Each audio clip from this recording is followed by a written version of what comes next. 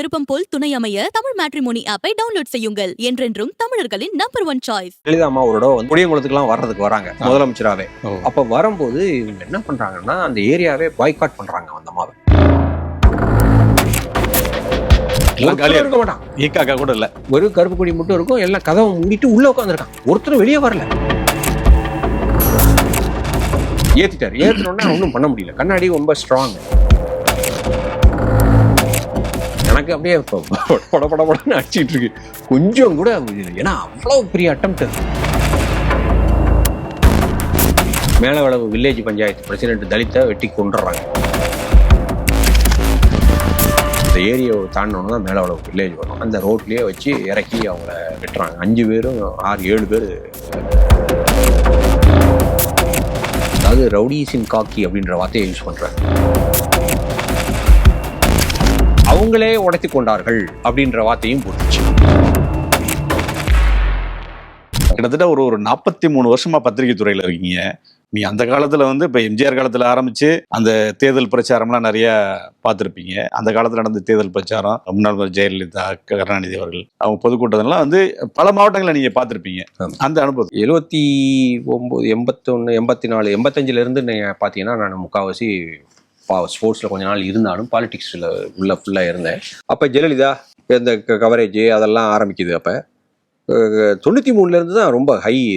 91, 93, 91 பாத்தீங்கன்னா நான் elections cover பண்ணேன். 96 எலெக்ஷன்ல தான் கருணாநிதி வாஸ் அட்டாக். இதுல ஃபர்ஸ்ட் வந்தது 96ல அவர் அப்ப அப்போசிஷன் லீடர் கருணாநிதி அவர்கள். அவர் தூத்துக்குடியில முத நாள் தங்குறாரு. முத நாள் சாயங்காலம் கவர் பண்றாரு. தூத்துக்குடி எல்லாம் கவர் பண்றாரு டவுன். அப்ப பெரியசாமின்னு ஒரு டிஸ்ட்ரிக்ட் செக்ரட்டரி, கீதா ஜீவன் இன்னைக்கு மினிஸ்டர் அப்பா. 2 வேனு அந்த தேர்தல் நடக்கிற நேரத்துல அந்த டென்ஷன் இருக்கு. ஆமா, அந்த ஜாதி ரீதியான அது அங்க நடந்துட்டு இருக்கு. ஆமா, பதட்டம் இருந்துட்டு ரொம்ப பயங்கரமான பதட்டம். ஏன்னா அதுக்கு முன்னாடியே சொல்ல மறந்தது என்னன்னா, ஜெயலலிதா அம்மா ஒரு தடவை அந்த டென்ஷனை குறைக்கிறதுக்கு வராங்க. முதலமைச்சரா இருக்காங்க. புளியங்குளத்துக்குலாம் வர்றதுக்கு வராங்க முதலமைச்சராவே. அப்ப வரும்போது இவங்க என்ன பண்றாங்கன்னா அந்த ஏரியாவே பாய்காட் பண்றாங்க. அந்த அம்மாவை மக்கள் ஒருத்தரும் கிடையாது. வீட்டுல என்டையர் ஏரியாவே ஒரு ஆள் கிடையாது. பாதிக்கப்பட்ட எல்லாம் வீடை பூட்டிட்டு கருப்பு கொடியை ஏத்திட்டு போயிட்டாங்க. இவங்க காம்பன்சேஷன் அந்த பாதிக்கப்பட்டவர்களுக்கு கொடுக்கறதுக்கு வராங்க. ஒருத்தருமே இல்ல, வாங்குறது கூட ஆள் இல்ல. அந்த இடத்துக்கு வந்தாங்களா? ஆமா. ஆனா புளியங்குளத்துக்கு உள்ள போக முடியல. என்ன பண்றாங்க அவங்க, ஒரு டிவியேட் வர. அப்ப ஏடிஜிபி தேவாரம் இருக்கிறாரு, அவரும் வந்திருந்தாரு. இது நடக்குது. இது நடந்துட்டோம்னா எலெக்ஷனுக்கு ஒரு கரெக்டா ஒரு 6-7-8 மாசம் முன்னாடி நடக்குது. இவங்களுக்கு சரியான ரிசப்ஷன் கிடைக்கல. இவங்க போயிடுறாங்க. எல்லாமே பாய்காட் பண்ணிடுறாங்க. வில்லேஜஸ் பூராமே. அதை பாருங்க, நீங்க ஒரு சீஃப் மினிஸ்டர் வராங்க, 2 பக்கமும் டிசர்டடா இருக்கும். ஊருக்குள்ள ஊரு ஒத்தனைக்கும் 1000 பேர் 2000 பேர் இருக்கிற ஊரு, வீடுகள் இருக்கிற ஊரு. இருக்க மாட்டான், ஈக்காக்கா கூட இல்ல, ஒரு கருப்பு கொடி மட்டும் இருக்கும். எல்லாம் கதவை மூடிட்டு உள்ள உட்காந்துருக்கான். ஒருத்தரும் வெளியே வரல. நல்லா யோசிச்சு பாருங்க எப்படி இருக்கும்னு அந்த காலத்துல. இப்ப இவரு எலெக்ஷன் டூருக்கு வராரு. இப்ப எலெக்ஷன் அனௌன்ஸ் பண்றாங்க. எதிர்க்கட்சி தலைவரா இருக்க எலெக்ஷன் டூருக்கு வந்துட்டு காலையில திருநெல்வேலி போகணும். தூத்துக்குடியில இருந்து வல்லநாடு வழியாக, வல்லநாடுன்னு ஒரு ஊர் இருக்கு, அந்த வழியாக திருநெல்வேலி போறாரு. நான் as a இண்டூ ரிப்போர்ட்டர் நான் என்ன பண்றேன்னா, அவரோட வேன்ல எனக்கு ஒரு இடம் கிடைக்குது பின்னாடி கவரேஜுக்கு. அவர் இருக்கிற வேன்ல அவரு கூடயே இருக்கேன். கருணாநிதி அவர்கள் இருக்கிற வேன்ல கனிமொழிக்கு கருணாநிதி மேடமும் இருக்காங்க. அப்ப அதே வேன்ல அவங்க அப்பாவுக்கு பின்னாடி அவங்க வந்திருக்காங்க. கரெக்டா வல்லநாடுல அது ஒரு மலைப்பாங்கான ஒரு பிரதேசம். ஹைவேஸ், சின்ன ஹைவேஸ், நேஷனல் ஹைவேஸ். அந்த இடத்துல கொஞ்சம் சின்னதா தான் இருக்கும். இப்போ கொஞ்சம் பெருசு பண்ணிட்டாங்க, 4 வேஸ் ஆகிட்டாங்க. அப்ப டபுள் வே தான் அது. அந்த மலையில ஏறி இறங்குறது திருநெல்வேலி வந்துடும். அந்த மலையில ஏறுறாங்க, ஏறி நிக்கிறாரு. அந்த வல்லநாடுன்ற ஊர், அந்த ஊர் கரெக்டா அந்த ஊருக்கிட்ட ஒரு 100 பேர் திமுக கொடியை வச்சுட்டு நிக்கிறாங்க. இவரு டிரைவர் என்ன பண்ணிட்டாரு, அந்த வேன், இந்த வேன் இருக்கு, அந்த காலத்து வேன் இருக்கும்ல, பிரச்சாரத்துக்கு போற வேன், என்ன இவர் முன்னாடி உட்காந்துருக்காரு. நேர் பின்னாடி கனிமொழி உட்காந்துருக்காங்க. கடைசி சீட்ல நான் உட்காந்துருக்கேன். டாக்டர் இருக்கிறாரு, டாக்டர் கோபால்னு உட்கார்ந்தாரு. கலைஞரோட குடியேற்பாரு அவர் இருந்தார். இந்த வேன் என்னன்னா, கட்சிக்காரங்க நிக்கிறாங்கன்னு இவர் வேன்கார கொடியை பார்த்தோன்னே டக்குன்னு கொண்டு போய் அந்த ஓரத்தில் நிறுத்திட்டாரு. நிறுத்தி மாலைகள் எல்லாம் வச்சிருந்தாங்க. மாலை, இது ஒரே சத்தம், இதெல்லாம் சரி ஏதோ வரவேற்பு கொடுக்குறாங்க போல இருக்குன்ட்டு நாங்க பேசாம உட்காந்துருந்தா, அவ்வளவுதான். வண்டி நின்னுச்சோ இல்லையோ, எங்க இருந்தா வந்தாங்கன்னு தெரியல. ஒரு 500 பேர் இருப்பாங்க. அப்படியே அப்படியே கொடியை கம்பை திருப்பிட்டான். ஃபுல்லா பெரிய பெரிய தடி அடிக்க ஆரம்பிச்சிட்டாங்க. காரே, கல்லு, அது இது. ஒரு பயங்கரமான ஒரு கலவரம் மாதிரி ஒரு ஸ்டேஜ் அதாவது அந்த கண்ணாடியை உடையல, கண்ணாடி இறக்கிட்டு என்ன பண்ணிட்டாரு, ஏத்திட்டாரு. ஆமா, அந்த சைட்ல உட்காந்து அவரே ஆமா உடனே ஆமா. அப்பெல்லாம் அந்த பவர் ஸ்டீரிங் எல்லாம் கிடையாது. ஏத்திட்டாரு. ஏத்தினோடனே ஒன்றும் பண்ண முடியல, கண்ணாடி ரொம்ப ஸ்ட்ராங். வண்டியை உடனே அங்கிட்டு எடுத்துட்டு போறதுக்கு முடியல, ஏன்னா இப்படி சுத்திட்டாங்க. இந்த பக்கம் அடிக்கிறாங்க, இந்த பக்கம் அடிக்கிறாங்க. நான் வந்து ஒரு நானு அப்புறம் கனிமொழி அம்மா கத்துறாங்க, அவங்க இந்த பக்கம் வாங்க, இந்த பக்கம் வாங்கன்னு. அவர் ஓரமா உட்காந்துருப்பாரு. அவர் தானே ஃபர்ஸ்ட் சீட்ல உட்கார்றாரு, டிரைவர் இந்த பக்கம், நாங்க நேர் பின்னாடி தானே அந்த வேன்ல. இப்ப என்ன ஆச்சுன்னா, பின்னாடி ஒரு வேன்ல அந்த கட்சி செக்யூரிட்டிக்கு கொஞ்சம் பேர் வருவாங்கல்ல, கட்சிக்காரங்க பின்னாடி ஒரு கருப்பு சிவப்பு யூனிஃபார்ம் மாதிரி போட்டுட்டு சென்னையில இருந்தே வராங்க. அவங்க இறங்கி பெரியசாமி முன்னாடி, அவர் என்ன ஆச்சுன்னா, பெரியசாமி கார் முன்னாடி போனதுனால இந்த கூட்டத்துல அவர் இறங்க முடியல, அவரையும் அங்க அடிக்கிறாங்க. இந்த இதுல நின்றுது. கடைசியில இவர் வந்து இந்த டிரைவர் அவங்க வந்து கவுண்டர் பண்றாங்க, அந்த செக்யூரிட்டி, அந்த அவருடைய பர்சனல் கட்சிக்காரங்க எல்லாம் ஒருத்தருக்கு ஒருத்தர் ஒரே கலவரம், அடிச்சு சண்டையாகி இவர் வேகமா அந்த டிரைவரு அவ்வளவு பெரிய வேணா அந்த இதுக்குள்ள திருப்பிட்டோம். அப்படியே திருப்பிட்டு வந்த வெளியே போயிட்டோம். திருப்பி வந்த வெளியே கீழே போய் இறங்கி ஒரு காலியான இடத்துல ஒரு ஓரத்தில் வண்டியை நிறுத்திட்டு ஆசுவாசப்படுத்திட்டு எப்படி இருக்கும். அதெல்லாம் தப்பிச்சது உண்மையிலேயே பெரிய கஷ்டம். அப்புறம் வண்டி நின்னோடனே நான் என்ன பண்ணிட்டேன், கொஞ்சம் தூரத்தில் வேற வண்டியில போய் ஏறிட்டேன். இவரோட இல்லை, எனக்கு வேணாம், நமக்கு இது சரிப்படாது இங்கே அப்படின்ட்டு 4வது 5வது வண்டியில போய் ஏறி இருந்தேன். பலநாடு விட்டு கிளம்பும் போதே அந்த இதுல நின்று. இப்போ என்ன பண்ணாங்க, கீழே போய் நிறுத்தி என்னை கூப்பிட்டு விடுறாரு. பெரியசாமி முடியாடுறாரு, தலைவர் கூப்பிடுறாரு, வாங்க அப்படின்னு. எதுக்கு சார் அப்படின்னு. நீங்க வாங்க, நீங்க கூப்பிடுறாரு. இவர் வண்டியில உட்காந்துருக்காரு, ஆனா கொஞ்சம் கூட அசரலைங்க, பதட்டமே இல்லை. எனக்கு அப்படியே படப்படன்னு அடிச்சுட்டு இருக்கு, கொஞ்சம் கூட இல்லை. ஏன்னா அவ்வளவு பெரிய அட்டம்ப்ட் அது. சும்மா நம்ம நேர்ல பாக்குறது அவ்வளவு மோசமான ஒரு அட்டம்ப்ட் அவர் மேல. இளங்கோவன், ஏன் என்னைய போய் அடிக்கிறாங்க, நான் எதிர்கட்சி தலைவர் தானே அப்படின்னாரு. சார் நீங்க வந்து ஒண்ணு புரிஞ்சுக்கணும், 2 சரார் மோதிக்கிறாங்க, நீங்க யாருக்குமே சப்போர்ட் பண்ணல. அவங்க 2 பேரும் என்ன நினைக்கிறாங்கன்னா, அவங்க பாதிக்கப்பட்டவங்கன்னு நினைக்கிறாங்க. இவங்க ஜெயலலிதா அம்மா அப்படின்னா ஒரு பர்டிகுலர் ஜாதிக்கு சப்போர்ட்டு, உங்களுக்கு தெரியும், வெளிப்படையான்னு தெரியும், இப்போ அவங்களுடைய பேக்ரவுண்ட் என்ன அப்படின்னு அவங்க நினைக்கிறாங்க. நீங்க எதிர்கட்சி தலைவராக இருந்துட்டு இவங்களுக்கு சப்போர்ட் பண்ணல. அவங்களுடைய கன்டென்ஷன் என்னன்னா, இந்த கலவரத்துல பாதிக்கப்பட்டது வந்து மோஸ்ட் பேக்வர்ட் கிளாஸ் தான் அப்படின்றது அவங்களுடைய கன்டென்ஷன். ஏன்னா எல்லாமே அந்த பக்கம் தான் நம்ம இது வருது அப்படின்ற மாதிரி ஒரு மிஸ்கைடட் கன்டென்ஷன் இருந்தது. ஸோ அதனால என்ன பண்ணா அப்படி, அதனால தான் கோவத்தில் பண்ணியிருக்காங்க. ஓஹோ சரி, நீங்கள் இருங்க, என் கூடயே வாங்க, திருநெல்வேலிக்கு போயிடுவோம், அங்கே நான் சில விஷயங்களை கேட்குறேன், நீங்கள் எனக்கு சொல்லுங்கள் அப்படின்னாரு. சார் இதுதான் நடந்தது, நான் இப்படியே தூத்துக்குடிக்கு போயிடுறேன், நான் கிளம்புறேன், எனக்கு போய் ரிப்போர்ட்டை ஃபைல் பண்ணிடுறேன். இல்லை அந்த நேரம் பார்த்து எனக்கு திருநெல்வேலியிலே கரஸ்பாண்டன்ட் லீவ்ல இருந்தார் அவர். அதனால நான் என்ன பண்ணேன், எனக்கு தான் அடிஷ்னல் சார்ஜ் இருந்துச்சு திருநெல்வேலியும் கவர் பண்ணுற மாதிரி. சரி, நான் அவர் கூடயே போய் வேற வழியாக ஸ்ரீவைகுண்டம் வழியாக நாங்கள் போயிட்டோம். வல்லநாடை விட்டுட்டு ஸ்ரீவைகுண்டம் வழியாக போயிட்டு அங்கே ப்ரெஸ் மீட் கொடுக்குறாரு சங்கர் சிமெண்ட்ஸ் கெஸ்ட் ஹவுஸில். அவர் என்கிட்ட ப்ரெஸ் மீட்டுக்கு முன்னாடி எனக்கு கேட்குறாரு, இப்போ இன்னொருக்கா சொல்லுங்க, என்ன பிரச்சனை, இந்த மாதிரி எல்லாம் பிரச்சனை, இதெல்லாம் நடந்துச்சு, இதெல்லாம் நீங்கள் வந்து நீங்கள் ப்ரெஸ் ஒரு சப்போர்ட்டுக்கு கூட கொடுக்கலன்றதுதான் அவங்களுக்கு பிரச்சனை. இதை பற்றி நீங்கள் ஒன்றும் சொல்ல வேணாம், நான் ப்ரெஸ் மீட்டு வந்து யார் கேட்டாலும் நான் சொல்கிற மாதிரி நீங்கள் கேடுங்க, பக்கத்துலேயே நின்று இந்த மாதிரி ஒரு இதில் உட்கார்றாரு. என்னைய பின்னாடி நிற்க வச்சுட்டாரு, இங்கே கொஞ்சம் நில்லுங்க சார் அப்படின்னு. அப்போல்லாம் நமக்கு விவரம் தெரியாதவளோ, சரி பெரிய ஒரு தலைவர் கூப்பிட்றாரு, நின்றுட்டு இருந்தேன். ப்ரெஸ் மீட்டு, பெரிய ப்ரெஸ் மீட்டு, கருணாநிதி உயிருக்கு தப்பிச்சாருன்னு சொல்லி மாலை முரசலாம் வந்துருச்சு எல்லா இடத்துலையும், பெரிய ஈவினிங் பூரா வந்துருச்சு.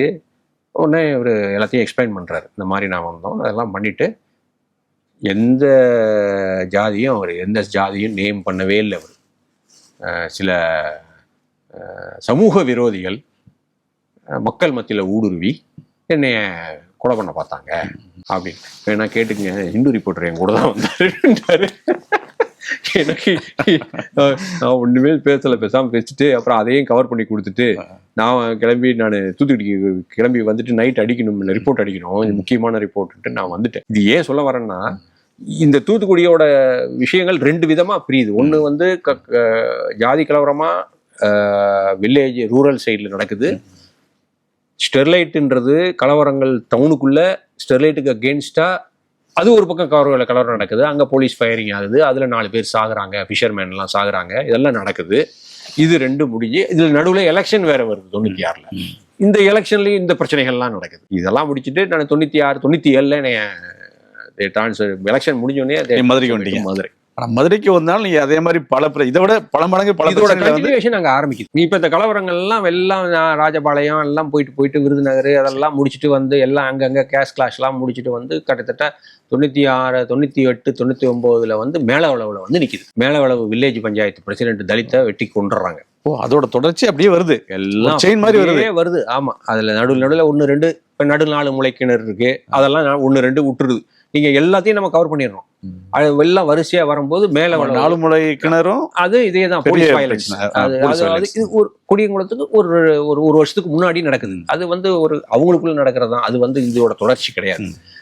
பட் இது என்ன சொல்லுதுன்னா, பட்டியலின மக்கள் வந்து படிச்சுட்டு எக்கனாமிக்கலா பவர்ஃபுல்லா மாறுறது மற்ற அவங்களுக்கு ஆண்டகனிஸ்ட் அவங்களுக்கு பிடிக்காம இருக்கிற ஒரு சில குரூப்புகளுக்கு அது ஒரு விதமான ஒரு பொறாமையோ வைத்தறிச்சலையோ உண்டு பண்ணுது. அதோட விளைபாடு வந்து இது எல்லாமே சேர்ந்து காஸ்ட் மட்டும் கிடையாது, இந்த எக்கனாமிக் கிரைட்டீரியனும் அதுல ரொம்ப முக்கியமா பிளே பண்ணுது. இப்ப மதுரைக்கு வந்த பின்னாடி தான் அந்த மேல உளவுல வந்து கீரிப்பட்டி, குண்டுப்பட்டியில அந்த தாக்குதல் நடக்குது. இதெல்லாம் நடக்குது. பாப்பாப்பட்டி கீரிப்பட்டி வந்து எனக்கு வந்து SIRDன்ற ஒரு குரூப் வந்து சவுண்ட் பண்றாங்க. இந்த மாதிரி சார் 5 வருஷமா, அப்பயே நான் போகும்போதே 5 வருஷமா நடக்கல எலெக்ஷன், நீங்க கொஞ்சம் பண்ணி கொடுங்க, என்ன சார் செய்யலாம். நாங்க சொல்ல முடியாது, ஏன்னா நாங்க போய் டெய்லி அவங்கள பாக்குறவங்க, நாங்க சொன்னோம்னு தெரிஞ்சா பெரிய சண்டே ஆயிடும். டிஸ்ட்ரிக்ட் அட்மினிஸ்ட்ரேஷன் யாருக்கும் சொல்லவே இல்லை. 6 வருஷத்துக்கு ஒரு தடவை நோட்டிபிகேஷன் கொடுத்துக்கிட்டே இருக்கான் எலெக்ஷனுக்கு. ஆனா அங்க யாரும் வர்றதில்லை எலெக்ஷனுக்கு நடத்த. அது வந்து ரிசர்வ் பஞ்சாயத்து, பாப்பாப்பட்டி, கீரிப்பட்டி, நாட்டார்மங்கலம், கொட்டக்கச்சி, ஏந்தல், விருதுநகர் டிஸ்ட்ரிக்ட் 4 பேர் நடக்கவே இல்லை. 6 5 4 3 2 3 வருஷமா நடக்கலன்னு வச்சுக்கோங்க. நான் 3ஆவது வருஷம் முடிஞ்சுதான் நான் போறேன். 6ஆவது போய் அதை பத்தி பெருசா எழுதுறேன். இந்த மாதிரி ஒரு எலெக்ஷன் நடத்த முடியல அப்படின்னும் போது அது பெரிய இஷ்யூவா மாறுது. முதல்ல எழுதுறது நீங்க தான், அதை வெளியே கொண்டு வந்து கீரிப்பட்டியை வெளியே கொண்டு வந்து நான் தான் அதை வெளியே கொண்டு வரேன். அப்பதான் CPIMமும் VCKயும் உள்ள நுழைறாங்க. அவங்க அதை எடுத்து ஒவ்வொருத்தரையா இது பண்றாங்க. ஆனா நாங்க எழுதி ஆரம்பிச்சியும் 5 வருஷம் கழிச்சும் அது நடத்த முடியாம தான் இருந்துச்சு. பல விஷயங்கள்ல பண்ணாங்க. அதுல 4-5 எலெக்ஷன் நடந்துச்சு. நடந்த உடனே ரிசைன் பண்ண வச்சிருவான். இப்ப நீங்க ஒரு டம்மி கேண்டிடேட்டை போட்டு அவரு எலெக்ஷன் ஜெயிப்பாரு, வாங்கினோடனே ரிசைனேஷன் கொடுத்துட்டு வந்துருவாரு. திருப்பியும் 6 மாசம் கழிச்சு இன்னொருத்தரை நிறுத்துறது, இவங்க திருப்பியும் ஒரு டம்மி கேண்டிடேட்டை போடுறது. இப்படியே இந்த பெரிய அந்த சமூகம், இந்த மெஜாரிட்டி இருக்கிற சமூகம் அவங்கள அடக்கி வச்சிருந்துச்சு. ஆனா இந்த பிரச்சனை வந்து முடிவு கொண்டு வந்தது அப்ப திரு உதயச்சந்திரன் வந்து மாவட்ட ஆட்சித்தலைவர். அவர் என்ன எப்படி கொண்டு வர்றாருன்னா, அவர் இருக்கும்போது தான் இல்ல, அதுக்கு முன்னாடி ஒண்ணு நடக்குது. இப்ப கலைஞர் என்ன பண்றாரு, ஒரு ஸ்பெஷல் ஜிஓ பாஸ் பண்றாரு. இனிமே எலெக்ஷன் நடத்தி 5 வருஷம் ஒரு தலித் பிரசிடென்டா இல்லைன்னா இந்த ரொட்டேஷன் இருக்குல்ல, தலித் ரிசர்வ் பஞ்சாயத்தை எடுக்கிறது 5 வருஷத்துக்கு ஒரு 10 வருஷத்துக்கு ஒரு எடுக்கணும். அதை நான் எடுக்க மாட்டேன், எலெக்ஷன் நடந்தாதான் எடுப்போம் அப்படின்றத ஒரு லாவா பண்ணிட்டாரு. இல்ல அவர் பெரிய விஷயம். அது பஞ்சாயத்துல இதுல ஒரு அமெண்ட்மெண்ட் கொண்டு வராங்க. அதுக்கப்புறம் தான் இந்த ஊர் என்ன பண்ணுது, ஒரு பஞ்சாயத்து தலித் பிரசிடென்ட் அலோவ் பண்ணுது. ஏன்னா இது இப்படியே விட்டோம்னா நமக்கு என்னைக்குமே முடியாது. அப்பதான் உதயச்சந்திரன் வர்றார், அந்த எலெக்ஷனை நடத்துறாரு. அந்த லா போட்ட பிறகுதான் அந்த பஞ்சாயத்து இதுல வந்து 10 வருஷத்துக்கு நீ வந்து ஒரு 5 வருஷத்துக்கு ஒரு தலித் பஞ்சாயத்து பிரசிடென்ட்டை நீ அலோவ் பண்ணினா தான் நீ உனக்கு வந்து நாங்க கன்சிடர் பண்ணுவோம், ஜென்ரல் கேட்டகரியா மாத்த கன்சிடர் பண்ணுவோம் அப்படின்ற ஒரு லாவை போட்ட பிறகுதான் அவங்களுக்கு. ஏன்னா ஃபண்டு நிறுத்திட்டாங்க, எந்த ஃபண்டும் கிடையாது, டெவலப்மெண்ட் ஃபண்டு எந்த இதுவுமே பண்றது இல்லை, ரோடு போடுறது இல்லை, லைட் வைக்கிறது இல்லை. அப்ப நீங்க என்ன பண்ணுவீங்க, அதனால பேசாம விட்டாங்க. இப்ப ஒன்றும் பிரச்சனை இல்லை. அப்போ உதயச்சந்திரன் நடத்துறாரு. இதே மாதிரி அந்த நேரத்தில் குண்டுப்பட்டி வருது. அப்போ அவர் தலைவர் கலைஞர் தான் முதலமைச்சரா இருக்காரு, FC சர்மா DGPயா இருக்கிறாரு, பூர்ணலிங்கம் உள்துறை செயலாளர் இருந்தாரு. நாங்க போய் குண்டுப்பட்டின்றது வந்து திண்டுக்கல் மாவட்டத்துல இருக்கு, கொடைக்கானல் மேல, பேரிஜத்துக்கு மேல இருக்கும். அது பழங்குடி மக்கள் வசிக்கிற, பழங்குடி மக்கள் கொஞ்சம் பேரு, ஸ்ரீலங்கன் ரெப்பாட்ரியேட்ஸ் கொஞ்சம் பேரு அந்த காலத்திலேயே வந்து அங்க குடியிருக்கிறாங்க. கேரட்டு, காலிஃபிளவர் அதை போட்டுட்டு சின்ன சின்ன, அது ஒரு காலனி மாதிரி. அது A-B 2 காலனி குண்டுப்பட்டி பட்டியலினப்பட்டம். அவங்க தான் இருக்கிறாங்க. அவங்க மேல அவங்க எலெக்ஷன் இது எலெக்ஷனுக்கு அவங்க ஓட்டு போடலன்னு சொல்லி தான் போய் ஒரு பொதுவா அந்த மலைப்பகுதியில் இருக்கவங்களும் எங்களுக்கு அடிப்படை வசதி இல்லைன்னு சொல்லிட்டாங்க. அதனால இவங்களுக்கு கோவம் வந்து அப்ப இருந்த பெரிய குளத்தை சேர்ந்த ஒரு திமுக நபர் தலைமையில தான் அவரு கொஞ்சம் போய் அங்க போய் வயலன்ஸ் ஆயிப்போச்சு. காவல்துறை தாக்குதல் தானே இது. அடுத்தது அவங்க போய் அங்க போயிட்டு வந்து கட்சிக்காரங்க போய் அடிக்கிறாங்க. ஆமா, கட்சினா அவர் போய் மிரட்டிட்டு வந்துட்டு ஏதோ சொல்றாரு. அதுக்கப்புறம் போலீஸ் போகுது. போலீஸ் போனோன்னா ஏன் இது பண்ணல, நீங்க வந்து ஓட்டு போடுங்கன்னும் போது அதுல கொஞ்சம் கைகலப்பம் மாதிரி அங்கேயே இதே மாதிரி இந்த கொடியங்குளத்துல நடந்த மாதிரியே ஒரு வீடு வீடுக்கு டெஸ்ட்ரக்ஷன், எல்லாமே பாத்திரங்கள் பண்டங்கள் எல்லாம் உடையுது, அடிச்சு நொறுக்கிறது, அந்த வயலன்ஸ் வருது. அதை நாங்க பாக்கல. இது வந்து இப்ப கொடியங்குளம் மாதிரி தரைப்பகுதியில இருக்கிற ஒரு முக்கியமான இடத்துல இருக்கிற அங்க நடக்கிற ஒரு அட்ராசிட்டியே வெளியில உலகத்துக்கு வரல. 3 நாள் வரைக்கும் தெரியல. குண்டுபட்டியை போய் மலைப்பகுதியில வந்து எப்படி அதுதான் அங்க இருந்து அவங்க அங்க நீங்க போறீங்க, அங்க போறோம். அங்க ஏன்னா அங்க இருக்கிற ஒரு ஆள் வந்து போன் பண்ணி சொல்றாரு. அப்ப எனக்கு கொஞ்சம் 99 வந்துருது இல்லையா, 98 99ல நமக்கு போன் தொலைபேசி வசதி வந்து பேஜர் வந்துருது. அதெல்லாம் எங்களுக்கு கிடைக்குது. நாங்க காலையில விடிகாலையில 3 மணிக்கு கிளம்பி அங்க போயிட்டு அங்கிருந்து நானும் என் போட்டோகிராஃபரும் போனின்னா அந்த குதிரைக்கும் கழுதைக்கும் நடுவில் ஒன்று இருக்கும்ல, அந்த காய்கறி எல்லாம் ஏத்திட்டு வரும். அதுல உட்காந்து கொஞ்சம் தூரம் போயிட்டு கொஞ்சம் தூரம் ஜீப் போயிட்டு அங்கிருந்து அங்க கொஞ்சம் தூரம் அது போயிட்டு நாங்க போய் பார்த்து அதே மாதிரிதான் அப்ப பிரச்சனை எல்லாம் வந்துச்சு. பட் நீ எழுதின பிறகுதான் வெளியில வரும். ஆமா, வெளியே வந்தோம்னா கமிஷன் போடுறாரு கலைஞர் வந்து கமிஷன் வைக்கிறார். நீதி விசாரணை. ஆமா, நீதி விசாரணை வைக்கிறார். நீதி விசாரணை ஒரு கமிஷன், முருகேசன் கமிஷன் அப்பாயின்மெண்ட். நீதிபதி முருகேசன் அவர் போலீஸ் அட்ராசிட்டி பண்ணிச்சுன்னு ஒத்துக்கிறாரு. மகளிர் அப்ப வந்து மோகினிகிரின்னு சென்ட்ரல் கவர்மெண்ட்ல மகளிர் இது நேஷனல் கமிஷன் ஃபார் விமன் மோகினிகிரி அவங்க வராங்க. அவங்க வந்து அவங்களும் ஒரு ரிப்போர்ட் கொடுக்குறாங்க. ஸோ இது வந்து குண்டுப்பட்டி அதை ரிசால்வ் பண்றோம். அது மக்களுக்கு எல்லா வசதிகளும் கிடைக்குது. ரோடே போடுறாங்க, இப்போ போட்டாங்க, ரோடு போட்டாங்க, வீடுகள்லாம் கட்டி கொடுத்துட்டாங்க. ஸோ இது ஒன்று. அடுத்தது பாப்பாப்பட்டி கிரிப்பட்டி நடந்துட்டு இருக்கும் போதே மேலவளவு நடந்துருச்சு. அங்க வில்லேஜ் பஞ்சாயத்து பிரசிடென்ட்டை 5 பேர் சேர்ந்து, பஞ்சாயத்துல முருகேசன் உட்பட ஒரு 7 பேர். ஆமா, அப்புறம் அவங்க கூட இருந்த ஒரு 6 பேர். அதுவும் ரொம்ப ஒரு ட்ராஜடி என்னன்னா, முத நாள் சாயங்காலம் அவங்கள முருகேசனை நான் கலெக்டரேட்ல பாக்குறேன். நீங்க பாக்குறீங்க? ஆமா, அன்னைக்கு நான் கலெக்டரேட்ல பீட்ல போய் பாக்குறேன். அவரு எனக்கு எதுக்கு என்ன கூட்டமா கேட்கறோம்ல, எதுக்கு வந்தீங்க யாருன்னா, இப்ப மேலவளவுல இருந்து வந்திருக்கோம், எங்களுக்கு வந்து உயிர் பாதுகாப்பு கேட்டு கலெக்டரேட்ட மனு கொடுத்துருக்குறோம். சரி, ஒரு காப்பியை கொடுங்க, நாளைக்கு நான் வில்லேஜுக்கு வரேன்னா, நீங்க வாங்க ஐயா, நாங்க இங்க முன்னாடியே நிக்கிறேன் அப்படின்னு சொல்றாரு. சாயங்காலம் 5:30-6 மணி இருக்கும். 5 மணிக்கு நான் பாக்குறேன். ஒரு 6 மணிக்கு அவங்க அப்ப மேலூர் தாண்டி போகணும். மேலவளவு மேலூர்ல இருந்து உள்ள கட் பண்ணி போகணும். பஸ்ல தான் போகணும். டவுன் பஸ்ல போறாங்க. மேலவளவு வாசல்ல ஒரு குரூப் உள்ளே ஏற்கனவே உட்கார்ந்து இருந்த மேலூர்ல ஏறின குரூப் வந்து இவங்களை மேலவளவு ஊர் என்ட்ரி ஒரு கம்மா ஒன்று இருக்கு, ஒரு ஏரி. அந்த ஏரியை தாண்டினோன்னு தான் மேலவளவு வில்லேஜ் வரும். அந்த ரோட்லயே வச்சு இறக்கி அவங்கள வெட்டுறாங்க. 5 பேரும் 6-7 பேர் இதுல முருகேசன் இன்க்ளூடிங் முருகேசன். உங்களை பார்த்துட்டு அந்த போகும்போது சம்பவம் நடக்கிறார். நான் அடுத்த நாள் போறதா இருக்குது. அங்க அவங்கள போய் பார்த்து இந்த மாதிரி எழுதுறதா இருக்கு. ரொம்ப மோசமான ஒரு கொலை அது. அப்புறம் நிறைய இடம் நான் மேலவளவு போய் நிறைய இவ்வளவு தூரம் அட்ராசிட்டிஸ் பண்ணாங்க மக்கள் ஏன் அப்படின்ட்டு. அப்பயும் அங்கேயும் எலெக்ஷன் நடக்காம இருந்துச்சு. அதையும் ஒரு தலித், இப்ப கூட ஒரு தலித் தான் இருந்து ஒரு பிரசிடென்டா உட்காரவே விட மாட்டான் உள்ளே. முருகேசன் உட்காரவே விடல. அதுக்கப்புறம் தான் இந்த மாதிரி பிரச்சனை வந்து இப்போ இது 3 நடந்தது தான். இப்போ இதுக்கு பிறகு வந்து நீங்க வந்து சேலத்துக்கு வரீங்க. சேலத்துக்கு வந்த பிறகும் அதே மாதிரி இந்த சமூக பிரச்சனைகள் பார்த்து எழுதுறீங்க. ஆமா, அதை எப்பயும் போல ரொட்டீனா அதெல்லாம் எல்லாத்தையும். அதுல முக்கியமானது வந்து இந்த இளவரசன் திவ்யா வந்து சேலத்துல இருந்து நான் தர்மபுரி போய் தான் கவர் பண்றேன். அந்த கலவரம் கலவரத்துக்கு அங்க ஒரு ரிப்போர்ட்டர் இருந்து கலவரத்தை கவர் பண்றாரு. அதுக்கப்புறம் அதுல வர்ற அந்த முக்கியமான சில விஷயங்கள், அந்த எம்எல்ஓட இன்வால்மெண்ட். ஏன்னா இளவரசன் திவ்யா கலவரன்றது ரொம்ப அன்பார்ச்சுனேட் ஒன்று. ஏன்னா அந்த ஊர்ல நத்தம் இதுல வந்து ஏற்கனவே வந்து 2 சமூகம், எந்த சமூகம் பிரச்சனை பண்ணுச்சோ, வன்னியர் அண்டு தலித் சமூகம் ஏற்கனவே கல்யாணம் பண்ணி நிறைய பேர் இப்போ உள்ளகுட்டியோட இருக்காங்க. தேவையில்லாம இப்போ இவங்க 2 பேத்துக்குள்ள கலவரம் வந்துருச்சு.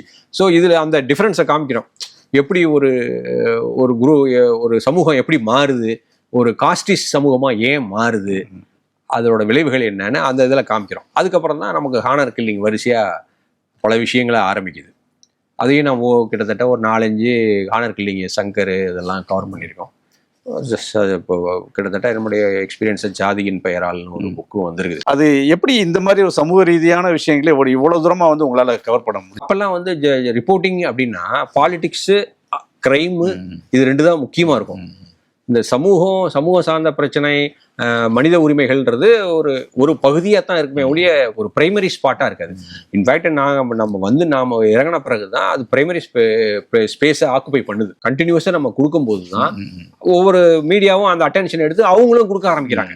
இந்த மாதிரி ஒரு களத்துல இருந்து அங்க நடக்கிற சமூக அவலங்களை வந்து உலகுக்கு வெளிச்சம் போட்டு காட்டுறது அப்படிங்கிறத தாண்டி அந்த மாதிரி பிரச்சனைகள் வர்றப்ப அதை வந்து ஒரு மூடி மறைக்கிறதுக்கு அல்லது வந்து அதை வந்து ஒரு தாமதப்படுத்துறதுக்கு, நடவடிக்கை தாமதப்படுத்துறதுக்கு ஆட்சியாளர்கள் கடைபிடிக்கிற ஒரு தந்திரமா வந்து விசாரணை கமிஷன் போடுறது அப்படின்ற ஒரு வழக்கமா இருக்குது. இந்த மாதிரி விசாரணை கமிஷன் அமைச்சா கூட அந்த ரிப்போர்ட்டே பொதுவாக வெளியில வராது. அது அவங்க என்ன பண்ணுவாங்க, எல்லாம் வந்து விசாரணை பண்ணுவாங்க, எல்லா தரவுகளையும் எடுப்பாங்க, ஒரு அறிக்கையை தயார் பண்ணுவாங்க, அரசிட்ட கொடுப்பாங்க. அதோட அது வெளியில கூட வராது. அதுல என்ன இருக்குன்னு யாருக்குமே தெரியாது. ஆனா அப்படிப்பட்ட அறிக்கைகளையும் நீங்க வெளியில கொண்டு வரீங்க. ஆமா, 3 இதை எடுத்துக்குவோம். இப்ப சகாயம் கமிஷன் ரிப்போர்ட் அது வந்து ஜுடிஷியல் கமிஷன். சகாயம் ஐஏஎஸ் அதிகாரி சகாயம் வந்து அந்த கிரானைட் அவர் தான் ஹைகோர்ட்டால அப்பாயின்ட் பண்ணப்பட்ட உயர்நீதிமன்றம் அப்பாயின்ட் பண்ணிச்சு அவர்கள். அந்த ரிப்போர்ட் வந்து நான் கவர்மெண்ட்ல இருந்து ஒரு சோர்ஸ் மூலிமா சோர்ஸ் பண்ணிட்டேன். ஏன்னா நான் 40 வருஷம் டிராவல் பண்ணிட்டு வரும்போது இப்போ பல இடங்கள்ல தமிழ்நாட்டில் இருந்துட்டு சென்னை வரைக்கும் வரும்போது எங்கூடயே டிராவல் பண்ணிட்டு வந்த அஃபீஷியல்ஸ் இன்னைக்கு பெரிய போஸ்ட்லாம் இருக்காங்க. அவங்களுடைய டிராவல் வந்து எப்பயுமே ரொம்ப ப்ரொஃபஷ்னலாகவும் எந்த விதமான அன்னெசரியான எந்த விதமான இதுக்கும் நம்ம இது வெரி ப்ரொஃபஷ்னல் ரிலேஷன்ஷிப். இளவரசனோட கமிஷன் ரிப்போர்ட்டு எனக்கு கிடைச்சது சென்ட்ரல் பியூரோ ஆஃப் இன்வெஸ்டிகேஷன் ஒரு போலீஸ் ஆஃபீஸர் கொடுத்தாரு. தர்மபுரி சிபிஐ டெல்லியிலேருந்து கொடுத்தாரு. அதை நான் போடுறேன்.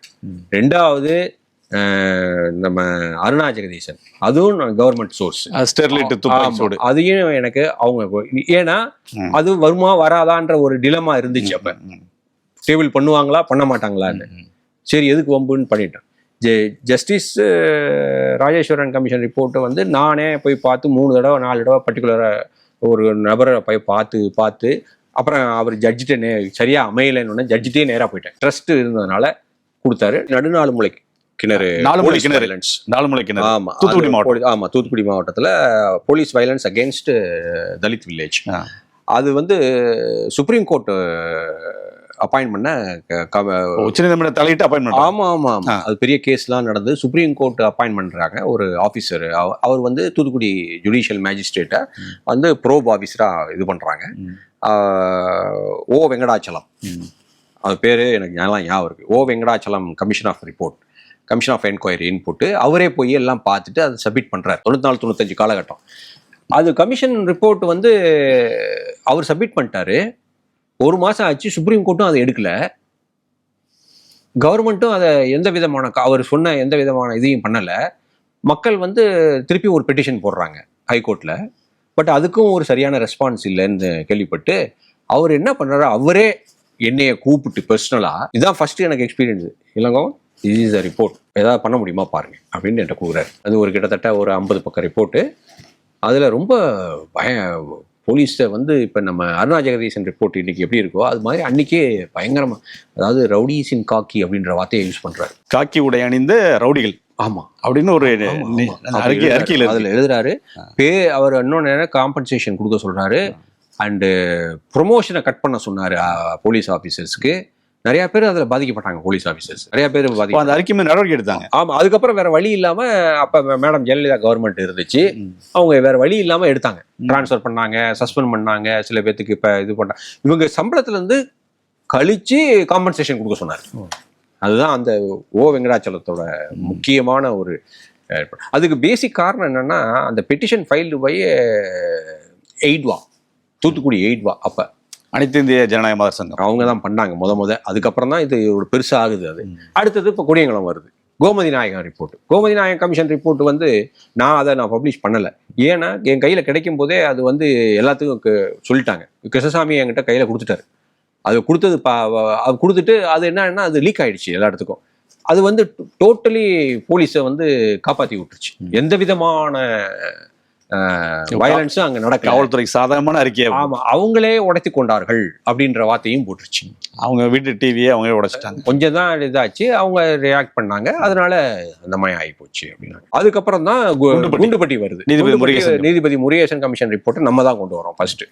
அதையும் நம்ம கொண்டு வரோம். ஆனா அப்ப இருந்த தென் கவர்மெண்ட் வந்து லெட் பை அவருக்கு கலைஞர் கருணாநிதி அவர்கள் அவங்க அந்த எல்லா ரெக்கமெண்டேஷனையும் ஏத்துக்கிட்டார். அசம்பிளிலேயே சொல்லிட்டார், எல்லாத்தையும் நாங்க ஏத்துக்கிறோம் அப்படின்னு. நான் வைக்கிறேன், நாங்க கொடுக்குறேன், அவங்க வைக்கிறாங்க. கொடுத்த ஒரு 4 நாள் அசம்பிளியில வைக்கிறாங்க. ரெண்டுமே ஏத்துக்கிறாங்க. நீங்க தான் வெளியிடுறீங்க? ஆமா, வெளியிடுறோம், நாங்களே வெளியிடுறேன். நீங்க செய்தி? ஆமா, ஃபுல்லா வெளியிடுறேன். அதையும் அவங்க ஏத்துக்கிறாங்க. அதனால ஒன்னும் ரெக்கமெண்டேஷன்ஸ் எல்லாம் ஏத்துக்கிறாங்க. ஸோ அதுல இது வரல. அதுக்கப்புறம் தான் நமக்கு சகாயம் கமிஷன், ஜுடிஷியல் கமிஷன், அது கிரானைட் கொள்ளை, அது வந்து நான் எடுக்கிறேன். இன்னைக்கு வரைக்கும் அது இன்னைக்கு வரையும் வெளியே விடல, அப்படியே தான் இருக்கு. ஆனா நீங்க வெளியிட்டீங்க, அது முடிஞ்சிருச்சு, எல்லாம் மறந்தும் போயிட்டாங்க பாதி பேர். அதுக்கப்புறம் இளவரசனோட மரணம், அந்த மரணத்தை அந்த கமிஷன் ஆஃப் என்கொயரி சூசைடுன்னு சொல்லி முடிக்கிறாரு அந்த கமிஷன். ஏன்னா எல்லாரும் ஆமா, நம்ம எல்லாரும் அந்த இது அவர் மர்டர்ன்னு நினைக்கிறோம். அவங்க வந்து கமிஷன் ஆஃப் என்கொயரியில வந்து அது சூசைடு தான் அப்படின்றாரு. அதையும் நான் தான் கொடுக்குறேன். அதை நான் ஃப்ரண்ட் லைனுக்கு கொடுக்குறேன். இப்போ ஜஸ்டிஸ் ராஜேஸ்வரன் கமிஷன் அவங்க ஜல்லிக்கட்டு போலீஸ் அட்ராசிட்டி அவருடைய கூற்றுப்படியே இல்லைன்னு தான் தெரியுது. அப்போ மெனினால நடந்தது, பாதிக்கப்பட்டதெல்லாம் அவர் என்ன சொல்றாரு அப்படின்னா, எந்த விதமான ரெக்கார்டும் சரியா கொடுக்கலன்னா நான் எப்படி காம்பன்சேட் பண்றது? அமைதியா நடந்த கலவரத்துல, அமைதியா நடந்த போராட்டத்துல வயலன்ஸை பண்ணிட்டாங்க அப்படின்னு போலீஸ் எது சொல்லுதோ அது கரெக்ட் தான் அப்படின்னு அவர் கமிஷன் ஆஃப் என்கொயரி என்னுடைய முடிவு அப்படின்னு அவர் சொல்றாரு. அதையும் சொல்றோம்.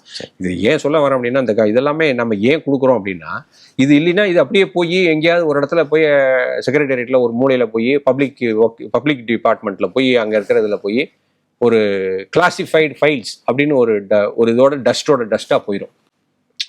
அட்லீஸ்ட் மக்களுக்கு இது நம்ம செய்ய வேண்டியது நம்மளுடைய பேசிக் கடமை. அதான் என்னுடைய எடிட்டர் இன் சீஃப் கூட அப்போ கேட்டார், எப்படிப்பா நீ மட்டும் எடிட்டர் இன் சீஃப் மிஸ்டர் என் ராம் கூட இந்த அருணா ஜெகதீசன் கமிஷன் ரிப்போர்ட் உனக்கு எப்படி கிடைச்சிச்சு அப்படின்னு கேட்டார். உனக்கு மட்டும் எப்படி கிடைக்குது அப்படின்னு கேட்டார். ட்ரஸ்ட் தான் sir. Through out career only trust, integrity, இது ரெண்டும் நம்ம வச்சிருந்தோம்னா ஜேர்னலிசம் மட்டும்தான் பண்ணணும்.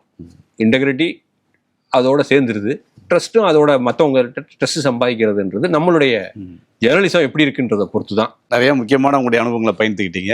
மிக்க நன்றி. ரொம்ப நன்றி. திருமணம் எனும் இணைய சங்கமம். உங்களுக்கு ஏற்ற ஒரு பார்ட்னரை தேர்வு செய்ய சரியான இடம் தமிழ் மேட்ரிமோனி ஆப். தமிழர்களின் நம்பர் 1 சாய்ஸ். இன்றே டவுன்லோட் செய்யுங்கள். விருப்பமான துணையை தேர்ந்தெடுங்கள்.